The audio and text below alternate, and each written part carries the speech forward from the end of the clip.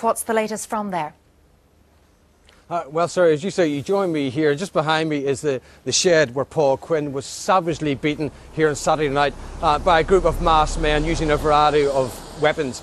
Now, Garda search teams were here in the site today, and they've been searching surrounding fields and hedgerows along the roads here, looking for the weapons, crowbars, pickaxe handles and other implements that were used in this attack.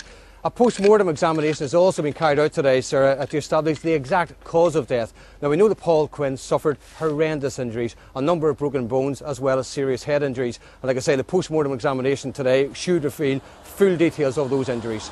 There's already been much speculation that the IRA was behind this brutal murder. What have the police said? As you say, sir, there's a lot of speculation and claims that the IRA have been involved. That's not the only theory. Police are looking at a number of possibilities here. We're told that Paul Quinn was involved in 2 fights in recent weeks in the Cullyhanna area.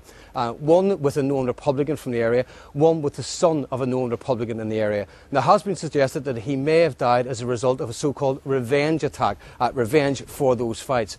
It's also been suggested, and I'm told that police are also investigating the possibility that he may have died as a result of a dispute over diesel smuggling. Now, the family have said that's not the case. They have issued a statement saying that they believe their son was killed by the IRA. They say that Paul told them he was warned a number of weeks ago that he had to leave the country or face some kind of a threat from the IRA. And their statement was issued through Jim McAllister, a former Sinn Fein member who left the party in a dispute over policing. But that claim has now been rejected by Sinn Fein.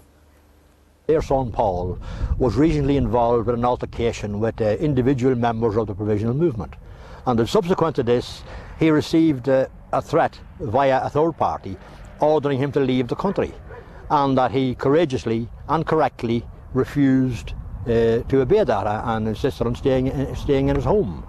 And it goes on to say that they believe he was abducted and brutally beaten to death by the provisional movement. We know that the PSNI have now been asked to help the Garda with their investigations. Now, the Garda are saying that, from their point of view, it's simply too early to speculate about who killed Paul Quinn and why.